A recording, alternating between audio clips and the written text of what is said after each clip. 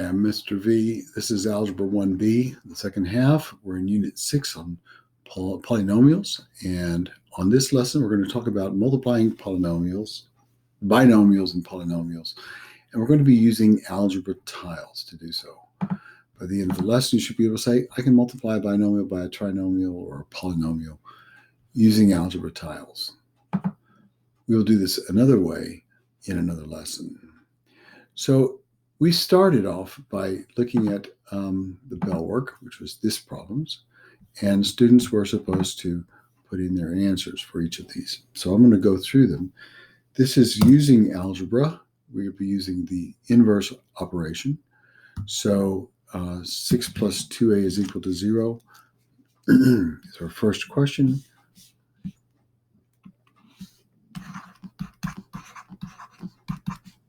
I'd like to remind you of operations and their inverses. We have operations. We have adding, subtracting, multiplying, and dividing. Sometimes they call this a sum, a difference, a product, or a quotient.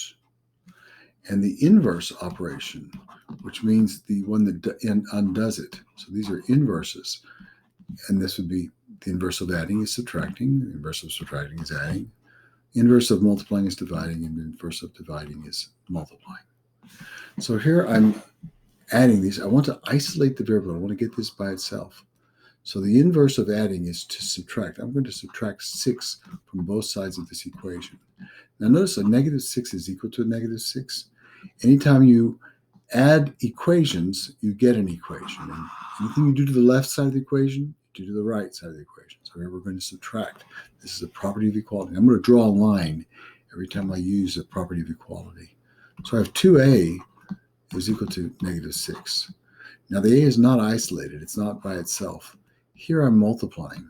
What is the inverse of multiplying? Oh, it's dividing. So I can divide both sides by 2. Anything you do to the left, you do to the right.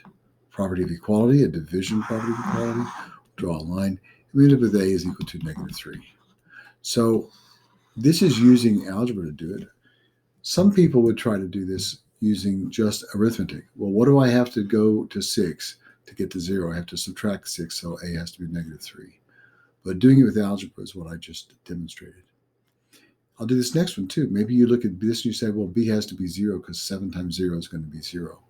But I'm going to do it using the inverse operation. We'll go 7b is equal to 0. The inverse operation of multiplying is to divide. Divide both sides by 7. 0 divided by 7 is equal to 0. This cancels. It becomes a giant 1. It doesn't cancel and disappear. You cancel and makes it equal to 0. It cancels and becomes 1. Our third example here, this is also algebra review. 7 times c minus 5 is equal to 0. 7 times c minus 5 is equal to 0. You could look at this and say, well, 7 times 0 has to be 0, so c has to be equal to 5. If I do the inverse operation, I'll divide both sides by 7. When I divide this side of the equation by 7, divide this one by 7, I still get c minus 5 is equal to 0. Now I'll do the inverse. Inverse of subtracting is to add. And you do this to both sides of the equation. You can add these equations. I get c is equal to 5. So if I go 5 minus 5, that's 0 times 7 is 0. And the last question that we had was g times h is equal to 0. Any number times 0 is equal to 0. So either g is equal to 0 or h is equal to 0. Or maybe they're both equal to 0. And this was our bell work. We often use model algebra with tiles. And we're going to model the multiplying polynomials with these kind of tiles. So the little beige one is a unit tile. It's a 1. This x is a 1 by x, so it's an x tile. And this is an x square or an x block, and this is an x square block. This is because it's x long and x wide. Now, I don't know if that's 2 or 3 or 20. It could be anything because it's x. That's why it's a variable. Each tile has its opposite, so this would be a negative and a negative and a negative. And here's a link to the GeoGebra template. I'm going to open this up, but first, before we go into this template, since some students had trouble opening it, so we're going to go into a different page. If you go to page 13 of this applet, of this Desmos activity, there's another applet by NCTM, the National Council of Teachers of Mathematics. And there's instructions here for you to do this, or you can watch me do it. I'm going to give you the instructions. So what we would do if I were doing, I'm going to make this a little bit larger, try to make it a little bit larger. I'm going to go to expand. Expand is the one we're looking at when we're multiplying different ones. I'll show you a very simple one. Here I'm multiplying 5 times 3x. We should get 15x. Let me show you how we would do it with this model. Here's my x block. I have 1, 2, and 3. If I'm going to multiply this by 5, my 5, this is always a multiplication of one term on the left, one term on the right. Here I got 5. 1, and I can copy this. You need to be careful that you copy it, because once you copy it, it's going to continue to be there. 1, 2, 3, 4, 5. When I multiply these two together, first of all, I need to check to see that this is my model. 5 times 3x. Now, the reason I do it like this is because you have like a length and a width. This is an area model. This is not a trick. Using algebra tiles is not a trick. It's a visualization of what this is mathematically. So my visualization is correct. When I multiply x times 1, I get 1x. And then I can do this x times 1 again and x times 1 again. And then each one of these lines is going to be the same thing. So I'll copy this down. I'll do this for each of these. And of course, this takes a long time, but you can get the idea of what we're doing with algebra tiles. And what I have in the middle here is there's 15 of these x's. So I should be able to type in 15. I'll use this x here, and then I'll check it. And it comes out correct. Now, when we're multiplying two binomials, say these two, let me find a different one that's a little bit less maybe. Here we go. 1 plus 2x and 4 plus 2x. So I'm going to start off with the 2x. I have 2x in this direction, and I'll put 1 unit block, and I'm going to multiply this. To do this other direction, I do the change direction, so I use this tool.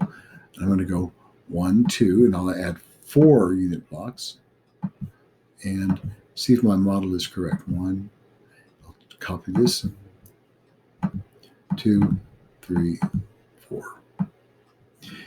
And check to see that the model is correct. This is 2x plus 1, 2x plus 4. It's correct, so I can do this. Here I have an x squared. X times x is x squared, and I have 4 of these. Notice x times x is x squared, x times x is x squared, x squared. And now I have this x times 1, which is 1x. So I can put this over here, and I put this one over here. I need to change this sideways, so I can do these other ones, and I'll put them over here. 1 times x is x, 1 times x is x, and 1 times 1 is 1. So I can do these next 3 lines are identical to this one. And in the end, I can count up how many do I have total of each of these. We have 4x squared blocks. So I'll type in 4x squared blocks. And then I have 1, 2, 3, 4, 5, 6, 7, 8, 9, 10. 10 x blocks. So I do plus 10 x blocks. So when you multiply these two on the outside, which is here, you end up with this sum of all these on the middle. So there's 10 x blocks, and then there's plus 4 unit blocks. And we check it, and it's correct. So I want you to spend some time on doing that. If you were to go to our second exercise is to sort which one of these pictures matches up with each of these. So here I have, this is a negative 2x plus 3x minus 1. So the negative ones are in red. And we show them in red. It looks like this. The last thing I want to show you is what this would look like, these x blocks, and adding them in some, when we multiply them out. Actually, I'm not going to show it to you because there's a video here. For this woman, you watch the entire thing, she'll show you how to do this when you multiply. So notice if I'm multiplying 2x plus 1 times x minus 3, I have the minus x times minus 1 times the x here. It gives times a 1 block. This would be a 1 block. I would get a minus 1. And why do we choose red? Because the minus times a positive is going to give me a negative. So this is what you would do if you had negatives. For your work tonight, I want you to try these and try to do them with algebra tiles. And you can use this GeoGebra applet to do it. To use the GeoGebra applet, you choose the block you're going to do, like a next block. And if I want to choose a second one or a third one, I can choose a next squared block, excuse me. Here's a next block. I can move this using the move tool to left or right. I can also slant it. I can tilt it sideways. So I could move it over here, for instance, like this. And the idea is for you to get used to using this model.